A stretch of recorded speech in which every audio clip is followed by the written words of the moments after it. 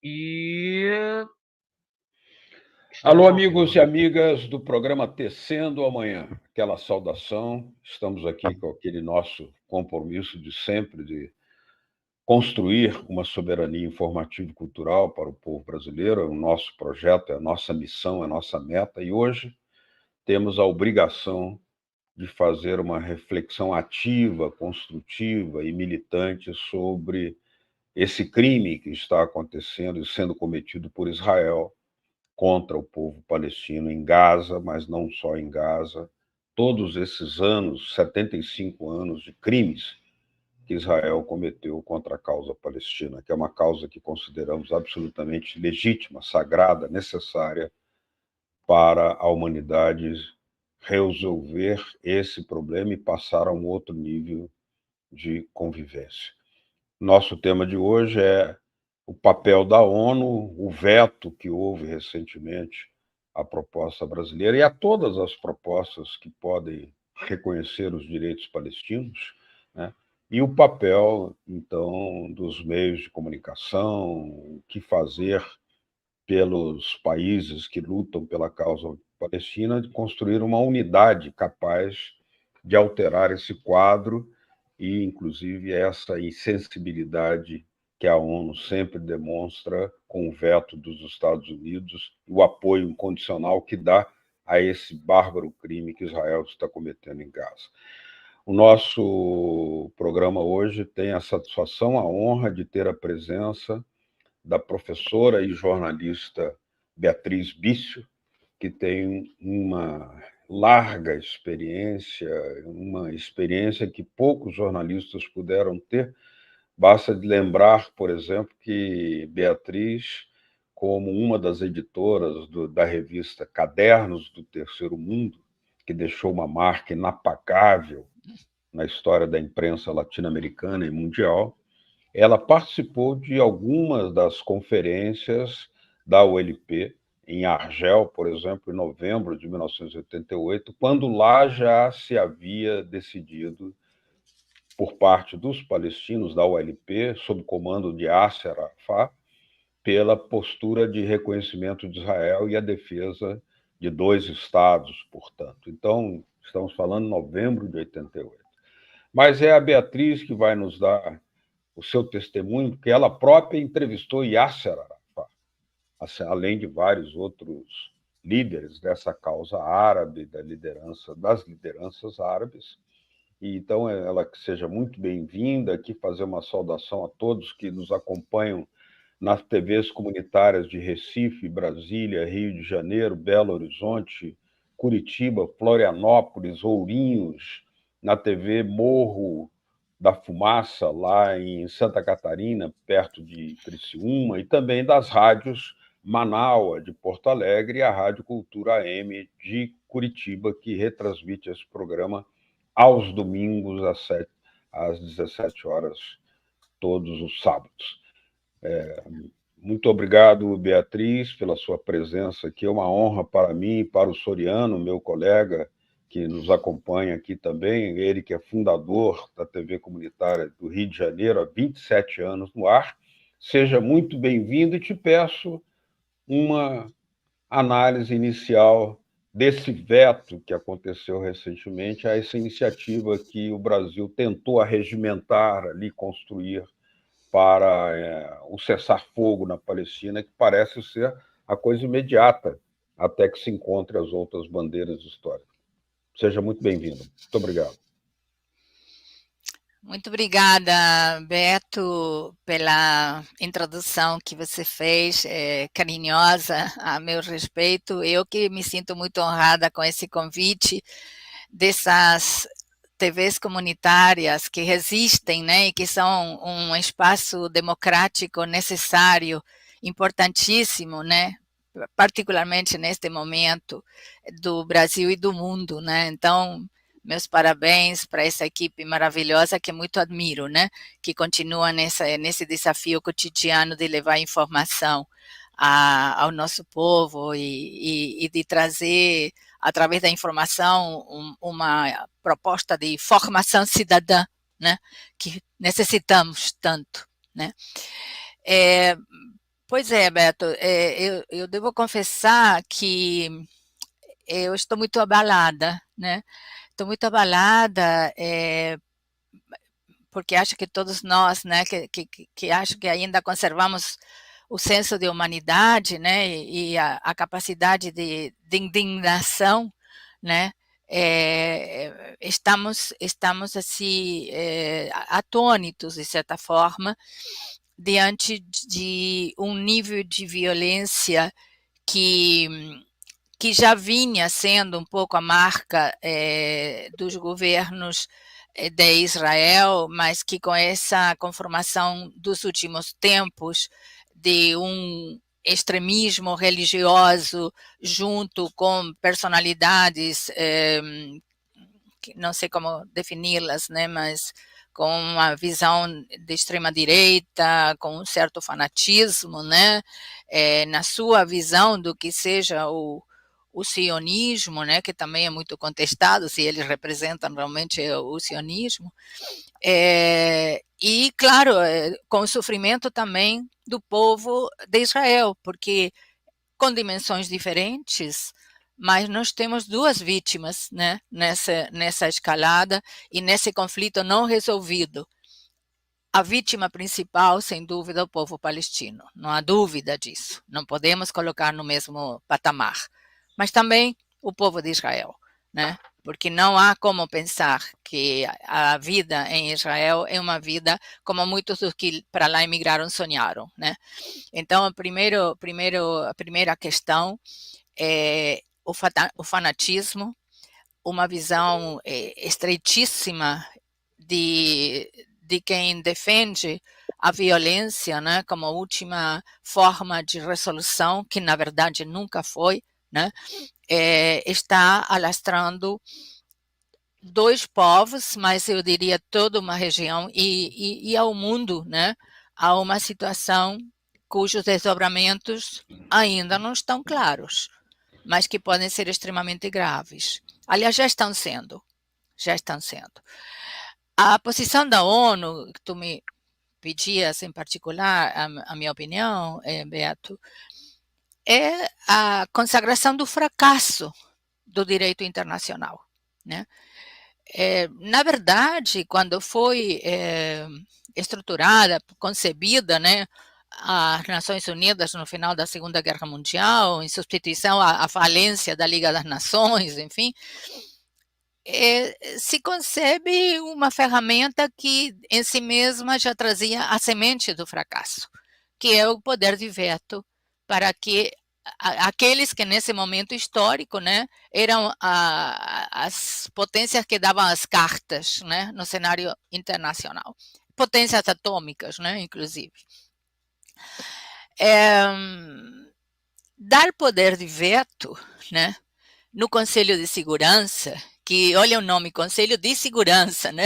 Se supõe que é para dar segurança ao mundo, né? Para evitar novas guerras, como aquela que tinha sido, a que gerou a própria ideia de Nações Unidas, né? Era criar já, digamos assim, a impunidade dessas potências. Era dar a elas a certeza da impunidade, porque tudo aquilo que elas não quisessem cumprir, né? Ou não tivessem interesse em apoiar, elas iam vetar, né? E aí, como não há possibilidade do Conselho de Segurança agir que não seja, né, a partir de uma unanimidade, com poder de veto acabou-se, né? Não há como pensar que o direito vai se impor à força. Não vai se impor, né? Então, uma das questões que está assim na mesa, né, hoje, na agenda do nosso mundo conturbado, é a falência da estrutura do arcabouço, né, jurídico que foi concebido e até melhorado ao longo do tempo, né, depois da própria criação das Nações Unidas, com outras convenções que foram tentando ampliar e abranger aqueles espaços que inicialmente não tinham sido sequer pensado muitas vezes, né? Mas tudo isso hoje não é letra morta. Isso já não tem sentido nenhum, né? Não tem sentido nenhum. E Estados Unidos, particularmente, tem abusado desse poder de veto, né? Não que outras nações não tenham utilizado, mas Estados Unidos vem abusando desse poder de veto. Aliás, grande parte do que Estados Unidos fez nesses últimos, né, desenhos foi simplesmente tomar iniciativa sequer consultando as Nações Unidas, né? Exatamente. Toda a guerra ao terror e tal, aquilo foi, né, Claro. as leis, né, como é que eles falam, de uma convivência internacional baseada em regras, só que são as regras que eles definem, né? Quem definiu essas regras, né? Que regras são essas que permitem fazer o que vocês estão fazendo? Me diga, né? É assim que vai ser então o mundo? Enfim, então, o que chama atenção, claro que mesmo que fosse num terreno simbólico, é como o secretário-geral das Nações Unidas, né, se conforma com ser uma figura decorativa, né, ou com ter a sua autoridade pisoteada permanentemente, e lá está, né? Ele poderia ter uma outra responsabilidade histórica só para preservar a sua biografia, pelo menos, né? Mas não, é uma questão assim surpreendente, surpreendente. E eu acho que isso nos leva a um tema que me parece que é fundamental para o deterioro, a deterioração que nós estamos vendo no cenário internacional, que é a falta de lideranças. Nós não temos estadistas como tivemos, né? Nem nas Nações Unidas, né? A nível da Secretaria-Geral das Nações Unidas, nem de longe no que foram, né? Boutros Ghali, nesse momento estivesse à frente das Nações Unidas, eu estou certa que seria outra a sua atuação e a sua posição, né? Por isso mesmo ele não foi reeleito, né? E a nível da Europa e a nível do mundo árabe, enfim, né? Eu acho até que nesse sentido nós temos aqui no Brasil um certo privilégio, porque o presidente Lula não se furta. Podemos ter discrepâncias, podemos achar que A ou B ou C poderia ser melhor, mas pelo menos a gente sente que há um compromisso de colocar as coisas de uma forma sensata na mesa, né? Coisa que não fazem outros estadistas, né? Perfeito. Eu queria passar a palavra para o meu companheiro aqui, Francisco Soriano, coordenador, um dos diretores da TV Comunitária do Rio de Janeiro. Mas antes lembrar, também que eu esqueci de falar, que a Beatriz Bício é também professora da Universidade Federal do Rio de Janeiro e vice-diretora da Faculdade de Relações Exteriores, o Instituto de Relações Exteriores, ou seja, além de todos os livros... Na verdade, Instituto de Filosofia e Ciências Sociais. Filosofia é outra coisa. Mas é vice-diretora e, se não me falha a memória, já fizemos aqui mesmo, nesse espaço, uma entrevista contigo sobre O Mundo Falava Árabe, né? Sim. Que é um livro de sua autoria e que é um trabalho magnífico e que, com isso, passo a palavra para Francisco Soriano. Então, Beto, eu começo cumprimentando, porque hoje é o dia do entrevistador e, sobretudo, agradecendo nesses cumprimentos também a professora Beatriz, até porque, quando o Beto falava que ela teve assim o privilégio de já ter entrevistado Yasser Arafat, mas não fica somente nisso, não. Consta aqui que ela teria também, e entrevistou Fidel Castro, Hugo Chávez, Saddam Hussein, Nelson Mandela, Agostinho Neto, José Eduardo dos Santos, Samora Michel, vai por aí afora, né? Velasco Alvorado. Que maravilha! E eu posso dizer agora que eu tenho a honra, o privilégio de ter entrevistado a Beatriz. Viu, professor? Não no mesmo patamar. Não. Olha, e queria também saudar você que nos assiste, agradecer que também interage com a gente aí, porque manda mensagem por meio do chat, né? E o querido Aquino, o trabalhador que nos coloca aí no ar com imagem e som e na técnica, e pesquisa também. Parabéns também. Sim. Mas, professora, deixa eu te dar um mote aqui. Vidas vidas, todas as vidas humanas, né, merecem nosso respeito, né? Então, com esse mote, eu quero que você, por favor, desenvolva, você que é também professora de filosofia, até que ponto vai esse cinismo do país que único no mundo que já jogou bomba atômica, no caso do Japão, Hiroshima e Nagasaki, os Estados Unidos, agora se augurando de juiz, né, dessa contenda toda, e vetando água, vetando remédios, vetando até oxigênio para os povos que estão lá, que nem Guernica, naquele quadro dantesco que foi descrito aí pelo grande pintor. Então, um pouco disso, todas as vidas humanas merecem, né, respeito. Por favor.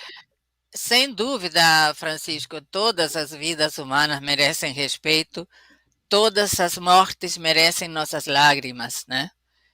E nosso pesar. E nesse momento são muitas, são milhares, né?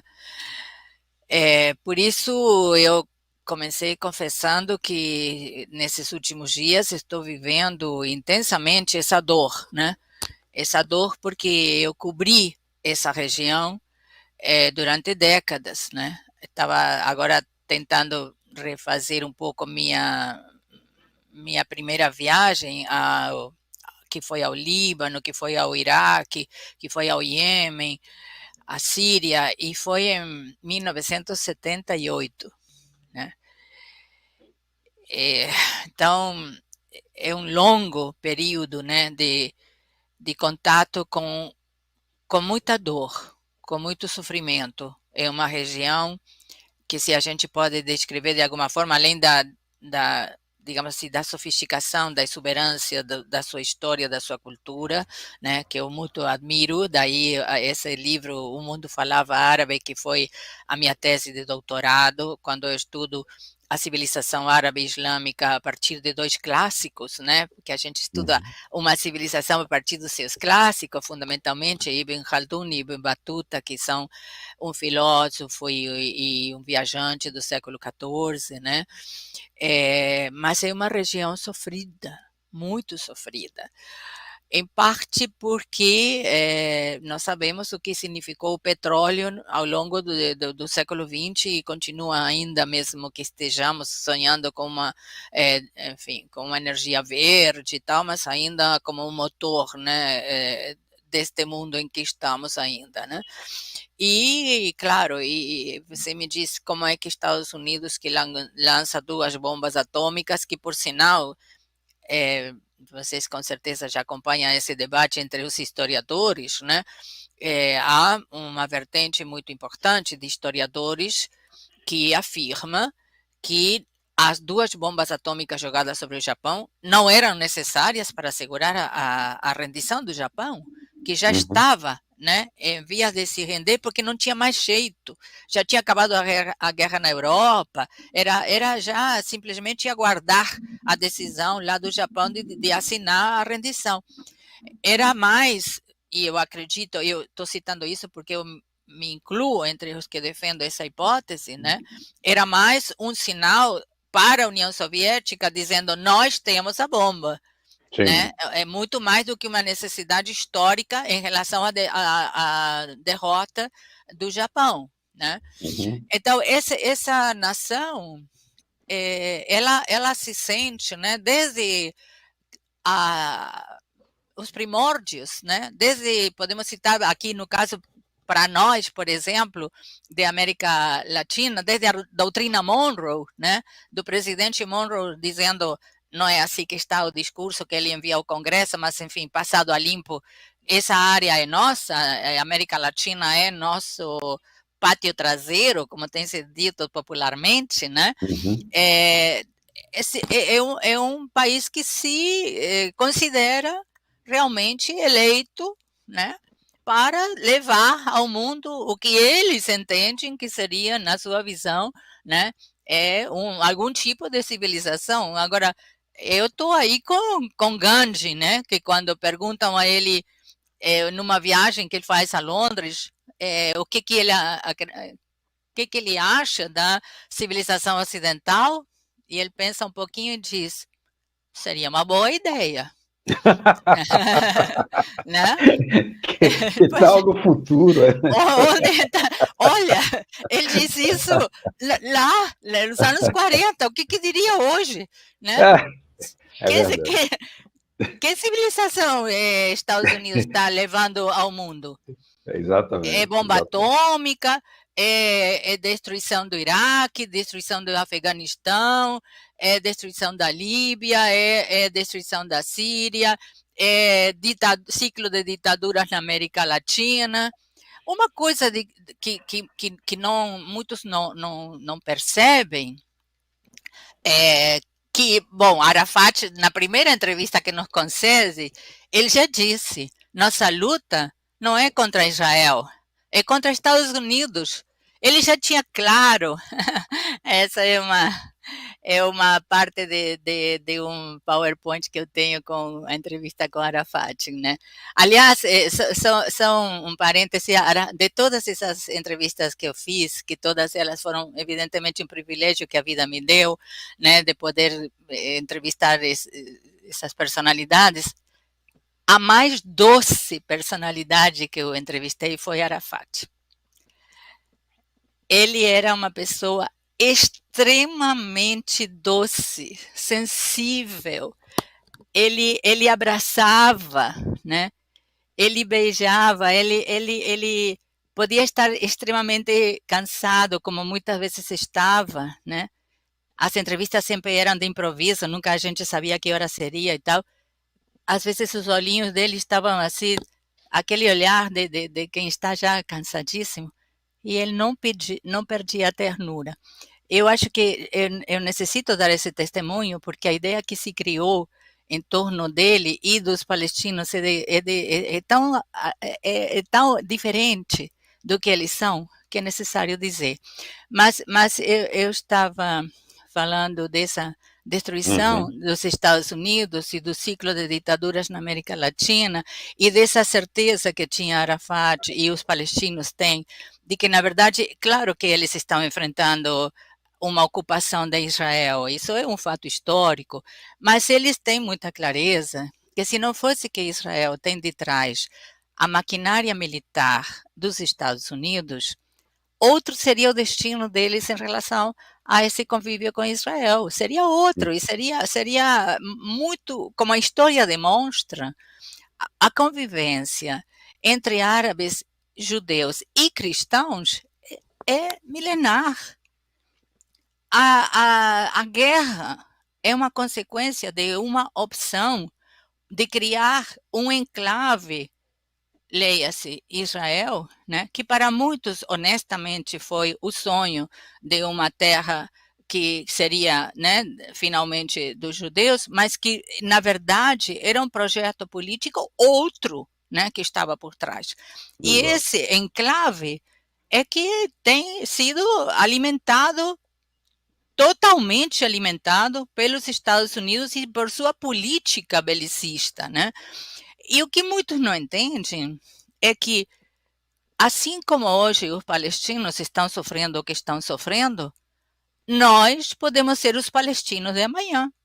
É verdade. Por quê? Porque imaginemos, né, no mundo como nós estamos hoje com esse desafio ambiental, pode ser, né, que se considere na estratégia dos Estados Unidos, que ele vem analisando onde no mundo tem recursos naturais, tem documentos, eu tenho usado isso até numa palestra 2 dias atrás, documentos que vêm de várias décadas que Estados Unidos regularmente faz um levantamento em que lugar do mundo estão os principais recursos naturais que eles necessitam para sua, entre outros, indústria militar. Então, eles sabem quais são as terras, onde estão as terras raras que eles necessitam, estão na China, né? Não por acaso a China está aí já né? no olhar.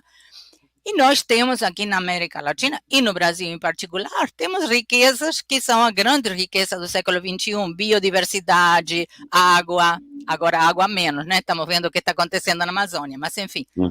Então, se chegar no momento, Estados Unidos achar que tem que nos ocupar aqui, ocupar as nossas terras, porque necessita os recursos naturais que nós temos, eles vão fazer isso.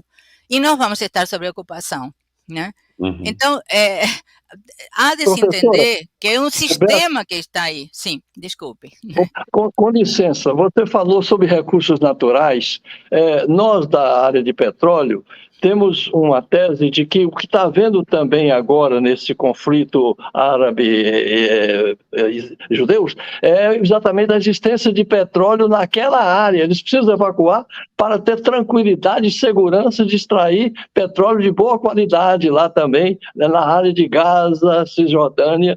Por favor, se você tem algum elemento disso, e me perdoa, eu conversando com o Beto, ele me trouxe uma tese assim inédita, que o certo seria um Estado somente ali, uma nação somente ali, em que eles convivessem democraticamente, alternando o poder, porque eles nasceram juntos, eles fazem parte, segundo os estudos bíblicos, das 12 tribos de Israel. Um pouco da sua opinião sobre recursos naturais da região e porque onde está a parte econômica que é o que move o mundo. Sim. Bom, com relação a recursos naturais, é sabido, né, que tanto a região estritamente do Oriente Médio como a Ásia, né, é curioso, nós usamos Oriente Médio porque foi uma definição do colonialismo, né? Para os europeus estava o Oriente mais longínquo e está esse que é mais próximo, né? E nós, enfim, nos acostumamos a usar. Mas os asiáticos e dentro do Oriente Médio mesmo, eles não usam isso. A imprensa usa e tal, mas em geral eles falam da Ásia Ocidental. Porque eles são asiáticos, né? É a Ásia Ocidental. E o continente asiático é um continente riquíssimo, né? Do ponto de vista energético, a Ásia, e evidentemente a África também entraria nessa conta, é onde temos, né, aqui na Venezuela, enfim, temos essa riqueza em petróleo, tá, mas basicamente nós temos lá. E não só isso, terras raras, elementos hoje fundamentais para a indústria, para a nanotecnologia, para a indústria espacial, lá tem um peso significativo, não que a América Latina também não tenha, nós temos e podemos fazer valer isso. Exatamente. Então, em relação aqui, digamos assim, o projeto de Israel tem mais a ver com geopolítica da perspectiva de quem ajudou a criação do Estado de Israel, a Grã-Bretanha em primeiro lugar, e detrás da Grã-Bretanha, evidentemente, hoje em dia, particularmente Estados Unidos, né? Isso não impede que tenha havido, sim, de muitos judeus, honestamente, um sonho de ter lá um lar, né? Mas é todo um debate, porque possivelmente vocês sabem que se cogitou, inclusive, que esse Estado pudesse ser fundado em outras áreas, em outros lugares do mundo, né? Inclusive na África, até na América do Sul se cogitou em algum determinado momento. Bem, esse é outro tema. Então, evidentemente que aí há uma análise geopolítica da necessidade de ter nesse espaço tão significativo do ponto de vista de recursos naturais, né? E não só de recursos naturais, do peso demográfico também, né? Controlar, imagina o que é a Ásia em termos demográficos, a importância, né? Há um documento agora muito recente, de 3 anos atrás, do Departamento do Pentágono, né?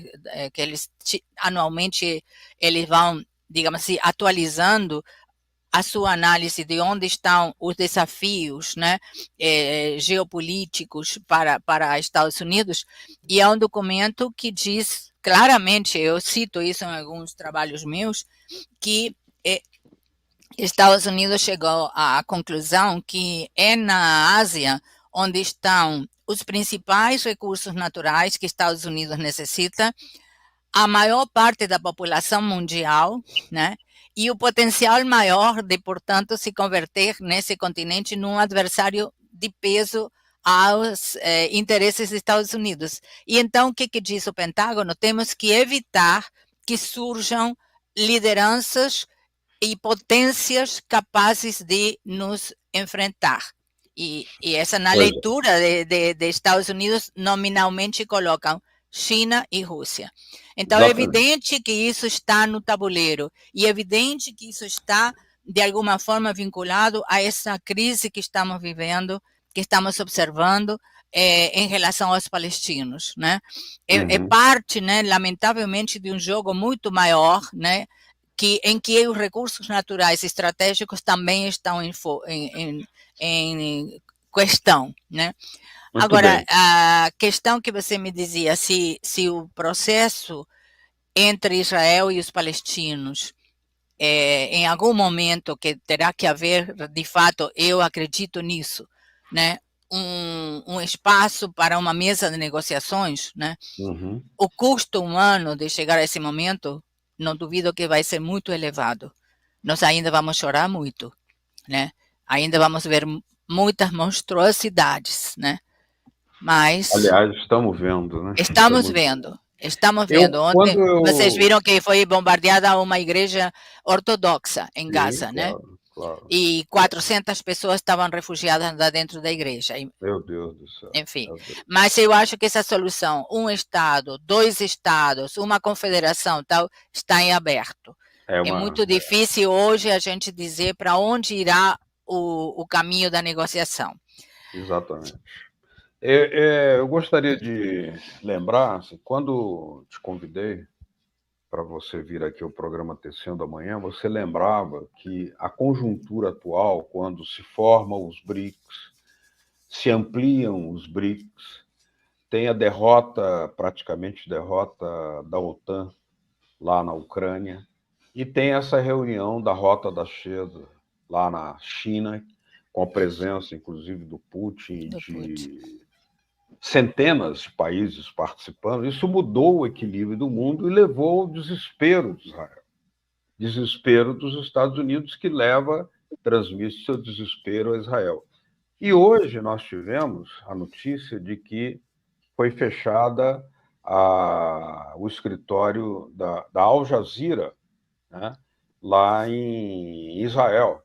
Israel sempre se auto-arroga ser o defensor da única nação democrática daquela região, que é falso, absolutamente falso, porque eles destruíram países de muito elevado desenvolvimento social e humano, como foi o caso da Líbia, da própria Síria, vários países que tinham programas sociais, protagonismo de Estado importante para impor esse terror. Gostaria que você comentasse exatamente a falsidade, porque nós estamos vendo hoje uma ditadura, uma tirania midiática dizendo é o terrorismo de um lado e o direito legítimo e inquestionável de Israel de outro. Por favor.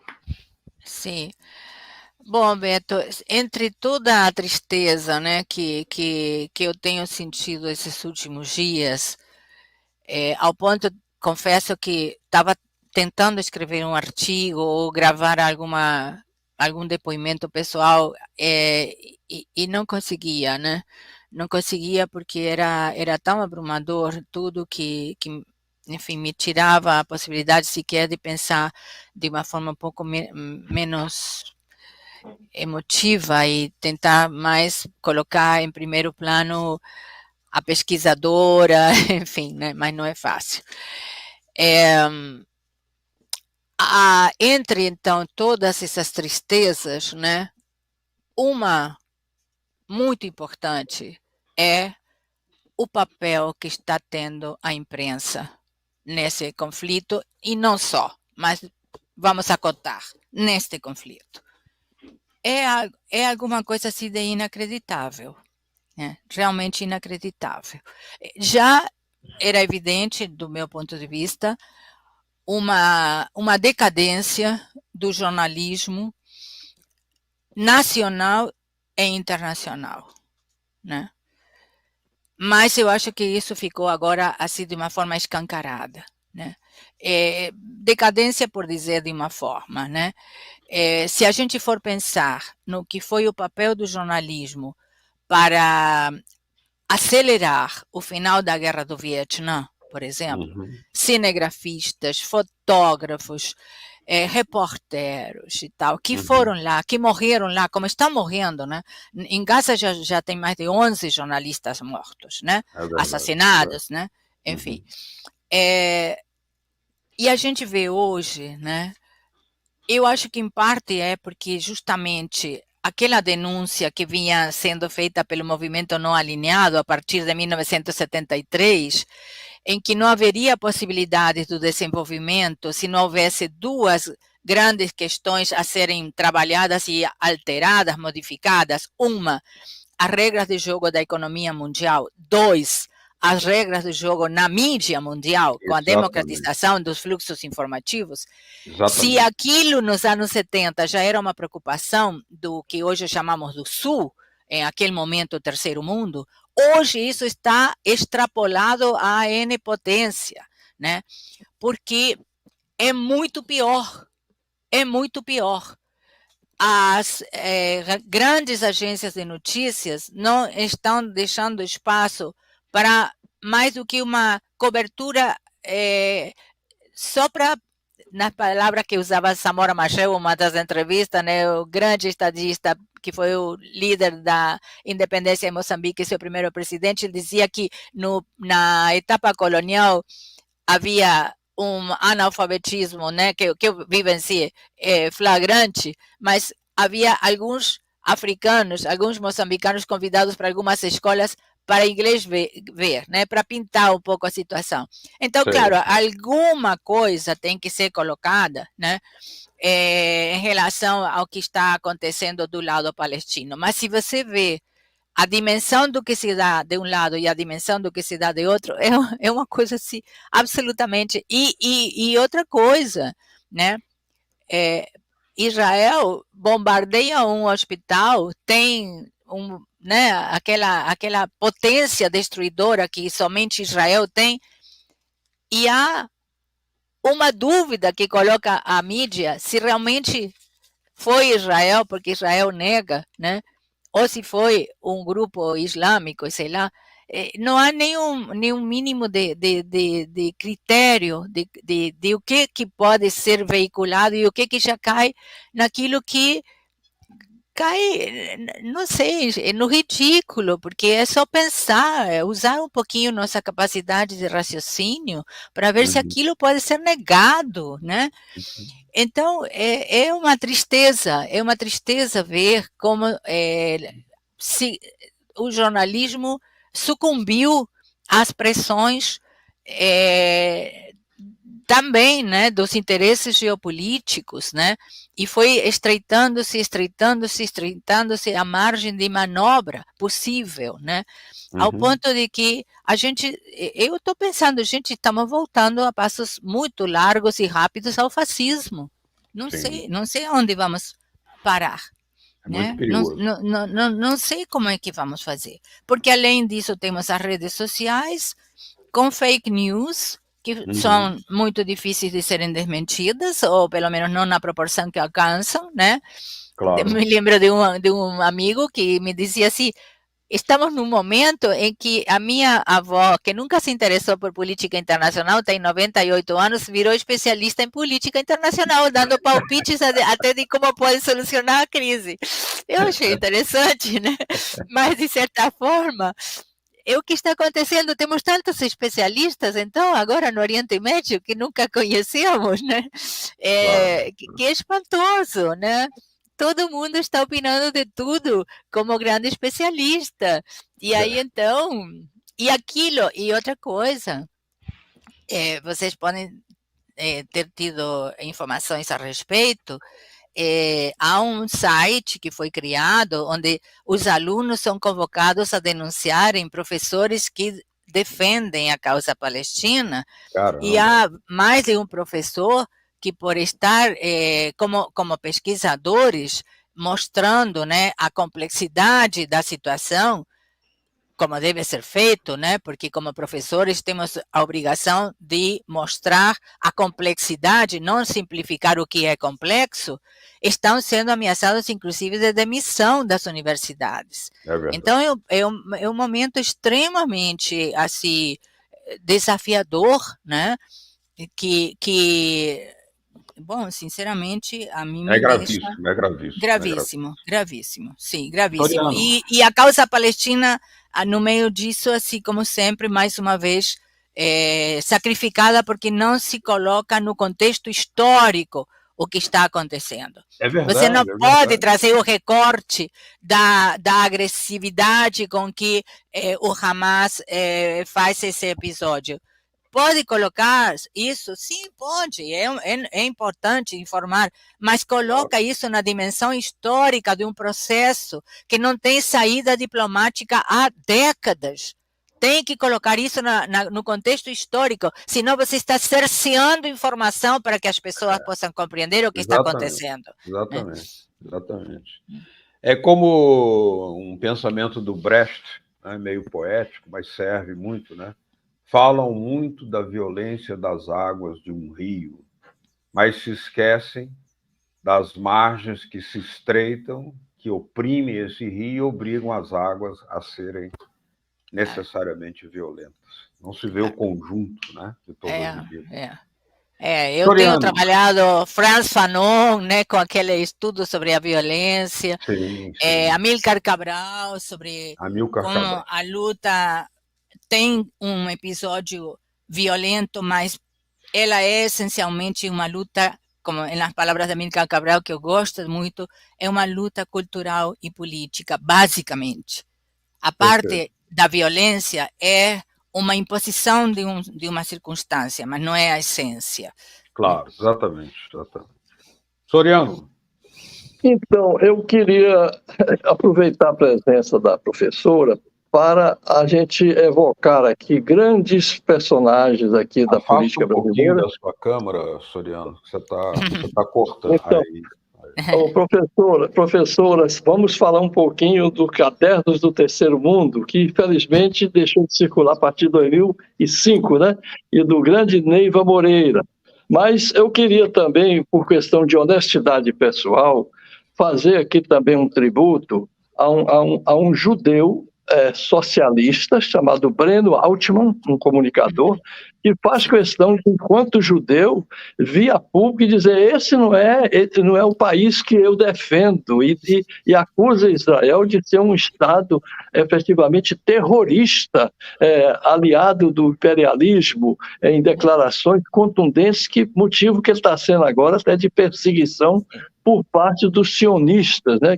Segundo consta, é um pessoal vingativo. Quem sou eu para poder tecer assim, como se passa intermuros, né? Essas divisões que tenham lá. Então, um pouco dos Cadernos do Terceiro Mundo, e falando em terceiro, se a gente pode ficar preocupado com uma terceira guerra mundial nessa escalada que a gente vai. Por favor. Francisco, primeiro, sim, a minha homenagem ao Breno Altman, porque ele está desempenhando um papel importantíssimo com essas afirmações, com as análises que ele está fazendo. É muito importante, louvável, e claro que ele está pagando o preço, né? Sem dúvida. Há outros judeus que também se insurgem, muitos, desde Noam Chomsky, por citar os mais conhecidos, né? Há muitos outros que têm dado depoimentos os mais variados, né? Mostrando, inclusive, que o que está acontecendo neste momento, esse governo de ultradireita de Israel, na verdade, está fazendo muito mal aos judeus em geral e ao próprio sionismo que eles dizem representar, né? Então, sim, ele e todos os que neste momento estão mostrando a pior o que significa essa cara que está mostrando o Estado de Israel, supostamente em nome do sionismo, merecem nosso respeito, são vozes muito, muito importantes. Elas estão sendo caladas dentro de Israel. Tem vários professores de universidades de Israel que estão enfrentando seríssimos problemas e que já há muito tempo são banidos da mídia, né? Tem historiadores como Ilan Pappé, que tem vários livros, né, mostrando o que ele mesmo chama de limpeza étnica dos palestinos, né, mostrando como com sua propriedade, né, com propriedade de documentos, como historiador, tudo que tem havido de massacres de palestinos, de violações dos direitos humanos, de projeto de expulsão dos palestinos que está sendo levado adiante. Então, são vozes judias muito corajosas que merecem todo o nosso respeito e nosso respaldo, nosso apoio, né? Que se juntam, é claro, às próprias vozes dos palestinos e de outros mundo afora que estão também arriscando, defendendo, tentando mostrar a situação com outras cores que não dessa unanimidade pálida, vergonhosa com que está sendo mostrada, em geral, salvo honrosas exceções, na mídia, né? Com relação a cadernos, bom, se tivéssemos nesse momento cadernos, estaríamos possivelmente mostrando depoimentos, né? Hoje, quem sabe, seria já com vídeo também e tal, como estão acontecendo com outras publicações, mas ela cumpriu seu papel e eu me orgulho muito disso, né? E, enfim, em relação, então, à sua posição, você me Terceira Guerra sim, Mundial. sim. Você me perguntava sobre Terceira Guerra Mundial. É difícil poder responder essa pergunta, né? Na verdade, como pesquisadores, nós nos baseamos em fatos e em documentos, né? E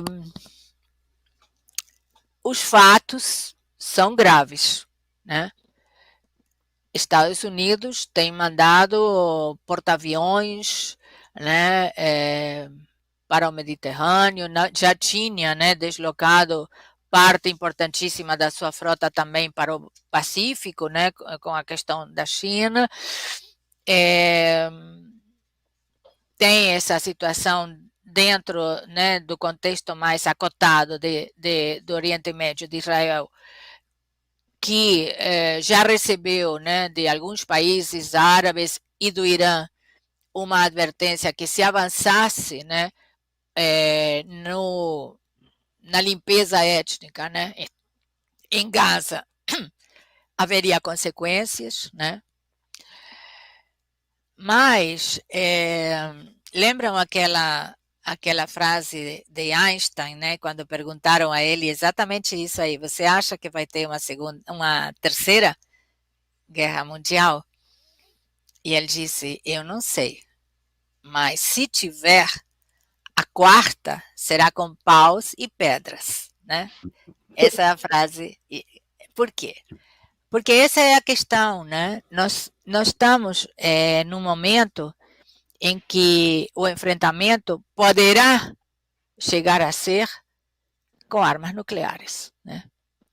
Então, é um cenário que como podemos descrever isso, né? Então, na responsabilidade mesmo dos mais como qualificar aqui, mesmo daqueles que apostam todas as fichas, né, na guerra e que estão lucrando há muito tempo, né, com o avanço dos conflitos, porque eles são parte desse mecanismo da indústria militar, né, que recebe uma enorme proporção dos orçamentos, em particular dos Estados Unidos, mas não só, né?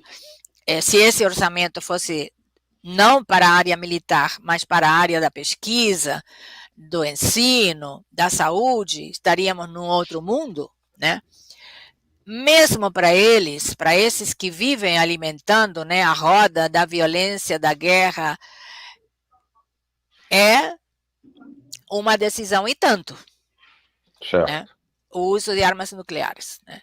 exatamente. Então, assim, pessoalmente, ainda tendo a pensar de que pode haver uma escalada regional, né? Mas que as potências nucleares vão tentar, por todos os meios, que não se chegue à necessidade de um enfrentamento nuclear. Mas Agora, os se houver cientistas... uma escalada, digamos, regional, houve uma mudança no xadrez mundial que levou, por exemplo, com a criação do BRICS, o ingresso tanto do Irã como da Arábia Saudita, Saudita, sim, né? Os dois. sim, E sim. melhor, os dois fizeram uma inesperada paz, um acordo de paz que já se refletiu no cessar-fogo lá no Iêmen, que estavam em pugna violenta há anos. E mais do que isso, há o reingresso da Síria na Liga Árabe, apesar de todas as vacilações e até traições que a Liga Árabe fez com a causa palestina, mas é um reconhecimento de que o imperialismo não teria conseguido destruir a Síria, que é uma das nações ali naquele momento, de todo o seu período, das mais coerentes do ponto de vista progressista em defesa da causa palestina. Mas a isso se soma o Irã. Hoje o Irã, de tal sorte, ele, com o general Soleimani, lamentavelmente assassinado, o Irã dava uma solidariedade muito concreta às forças anti-imperialistas e anti-sionistas ali no Oriente Médio, a tal ponto que o Hezbollah, vamos lembrar disso, em 2005, expulsou o exército de Israel do Líbano. E os chefes militares sionistas dizem que o exército de Israel não pode mais, do ponto de vista de infantaria, enfrentar o Hezbollah. Então, quer dizer, essa mudança de relações de força, especialmente o acordo entre Arábia e Irã, você não crê que isso também significa uma situação que explica, em parte, o desespero de Israel e essa loucura, esse delírio, essa maneira que não cabe na civilização humana em nenhum padrão de agir e não querer negociar nem aceitar, e que o próprio Biden não sabe que decisão tomar? Sim. Claro, é perfeita essa colocação, Beto. Realmente, a situação está mudando, a correlação de forças está mudando, né? Eu sou parte enfim, dos estudiosos, dos pesquisadores que defendemos a ideia de que estamos em um momento de uma transição. Eu não gosto muito de chamar transição hegemônica, mas de uma transição geopolítica. Por que eu não gosto de transição hegemônica? Porque se formos pensar em transição hegemônica, significa que estaria uma disputa entre duas propostas hegemônicas, que aspiram a hegemonizar o cenário mundial. Na minha interpretação, a partir do que eu venho estudando de documentos da China, particularmente, né, eu entendo, e aí é um território controverso, evidentemente que há outras interpretações, mas a minha é que a China, muito na linha de pensamento de Confúcio, né, que é importante até hoje na China, muito importante, né, a leitura que ela tem é que a prosperidade da China e a paz da China dependem da prosperidade e da paz no entorno mais imediato e, em última instância, no mundo, né? Então, ela está trabalhando, e aí eu entendo que encaixa o projeto, né, do que tem sido chamado das novas rodas da seda, Cinturão Estrada, né? Esse multimilionário projeto, além de outros, porque os próprios BRICS também estariam nisso, de ir construindo através de obras assim, de uma magnitude como nunca antes, né? Nem o Plano Marshall está aos pés do que significa esse projeto, obras de infraestrutura que vão alavancar economicamente a região e o mundo. Então, essa disputa, né, que evidentemente até tem sido chamada de a nova Guerra Fria, em parte podemos usar essa, eu acho uma metáfora, porque não é exatamente uma nova Guerra Fria, mas pode servir. Essa disputa, que sim, está delineada com muita força, somado ao fato de que a China tem uma aliança estratégica com a Rússia, com o potencial energético que a Rússia tem e que está sendo demonstrado que as sanções não estão abalando a economia russa, né? Isso, e com essa análise que o Pentágono faz, que os principais recursos naturais que Estados Unidos necessitaria para seu desenvolvimento, em particular militar, estão na região asiática, né? Tudo isso está configurando, evidentemente, um cenário macro que está por trás de todos os conflitos que nós estamos observando. Está por trás da Ucrânia, está por trás do Oriente Médio, está por trás da África. Não esqueçamos que a África, particularmente a África francófona, está em pé de guerra contra a França e contra os Estados Unidos, né? Tentando finalmente se liberar desse neocolonialismo. Então, todo esse cenário, sem dúvida, é um cenário de grandes disputas em todos os terrenos, inclusive militar, né? Mas que temos que ver como é que essa disputa vai se solucionar. Nós vimos no século XX que disputas dessa ordem foram solucionadas, aspas, aspas, aspas, com a Primeira Guerra Mundial e a Segunda Guerra Mundial. Né? Exatamente. Aí, realmente, esse antecedente é um antecedente que pode nos assustar. Né? Ou seja, quando há realmente uma transição de liderança dessa ordem, a história nos mostra que estamos, né, num possível cenário de um grande enfrentamento. Há, em certa medida, um cenário, eu venho falando isso, eu vi também que Lincoln Pena escreveu um artigo sobre isso, de paz armada, né? Basta, né, como foi no episódio da Primeira Guerra Mundial, o assassinato lá do arquiduque lá em Sarajevo, e pum, né? Exatamente. Se nós lembrarmos que, por exemplo, a solução anticolonial na África nos anos 60, 70, envolveram sempre as massas armadas, né? Em Angola, Moçambique, a luta contra o imperialismo português, colonialismo português na época, né? Na própria Guiné, enfim, tudo isso.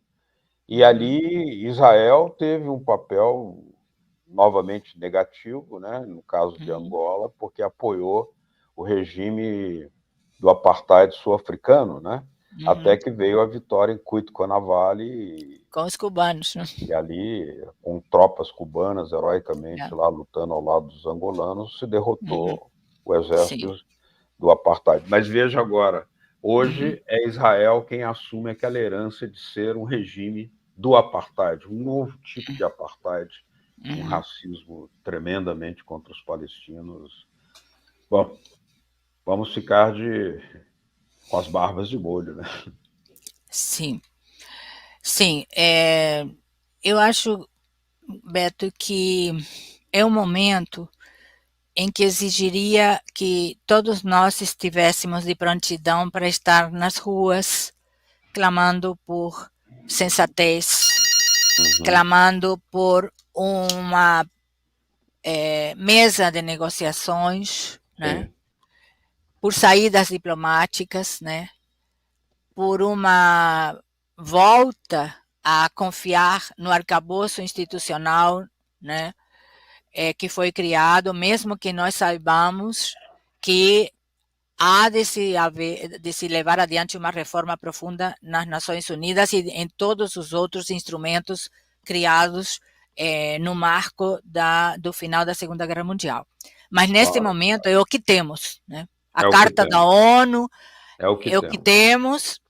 as leis que protegem a população civil é o que temos, né? E a possibilidade de haver uma mediação é o que temos, né? E aplicar as resoluções da ONU, dos 2 estados, do reconhecimento da causa palestina. Pois é. Isso é o que temos. Agora, para que isso, que não está, por enquanto, delineado como uma possibilidade, não está, para que isso seja o cenário que nós possamos ter daqui a alguns dias, tomara, ou alguns meses, eu acho que há uma necessidade da cidadania, né, da sociedade civil mundial, e nós aqui como brasileiros, como latino-americanos, nisso comprometidos, exigindo que a saída seja essa. Senão, não vejo, não tenho nenhum otimismo se isso não acontecer e se o cenário ficar simplesmente à mercê da barbárie que nós estamos assistindo. Israel tem que cumprir as resoluções da ONU. Com isso, eu queria agradecer, que nosso tempo se esgotou, agradecer muito à professora e jornalista Beatriz Bício, uma das editoras do inesquecível Cadernos do Terceiro Mundo, que mostra a sua vigência, seu vigor, na necessidade de termos uma mídia hoje, como faz falta o Caderno do Terceiro Mundo, hoje, que tivesse, inclusive, um alcance maior, televisivo, como a Telesur, né, que pudesse ser muito mais ampliado aquele tipo de linha editorial, muito necessária. Muito obrigado, professora. Estaremos sempre de portas abertas aqui no Tecendo Amanhã para receber sua lucidez, sua coragem, sua sensatez. Muito obrigado. Eu que agradeço, Beto. Para mim foi um prazer enorme estar aqui compartilhando com vocês, enfim, essas angústias, essas reflexões. Só lembremos, e aqui eu quero fechar com isso, que quando houve a massacre dos campos de refugiados em Sabra e Shatila, se pensou, bom, com esse custo, agora finalmente a causa palestina vai ser levada a sério e vamos ter uma mesa de negociações. Não aconteceu. Não aconteceu. Não aconteceu. O que veio depois foi ainda pior, como está sendo agora. Então, eu repito, façamos aquilo que temos possibilidades de fazer como cidadãos deste mundo. Ir para as ruas e fazer ouvir a nossa voz em prol da paz, da justiça e da possibilidade de, finalmente, depois de tantos atropelos, né, Israel atender às resoluções das Nações Unidas que lhe ordenam que desocupe os territórios palestinos e que sente a negociar. Né? Isso vai beneficiar os próprios israelenses, saírem dessa espiral de violência. Exatamente. Os 2 povos vivendo de forma confederada, aí seja lá feita a criatividade que a humanidade for capaz de fazer, mas eles têm que viver e aprender a conviver juntos. Né? Muito obrigado, professora e jornalista Beatriz Bício, obrigado, Francisco Soriano, a todos que nos acompanharam das TVs comunitárias de Recife, Brasília, Belo Horizonte, Rio de Janeiro, Curitiba, Florianópolis, Ourinhos, Morro da Fumaça, em Santa Catarina, e nas rádios Manaua e também na Rádio Cultura AM, lá de Curitiba. Aquele abraço, estaremos novamente em breve com Tecendo Amanhã. Tchau, tchau. Graças.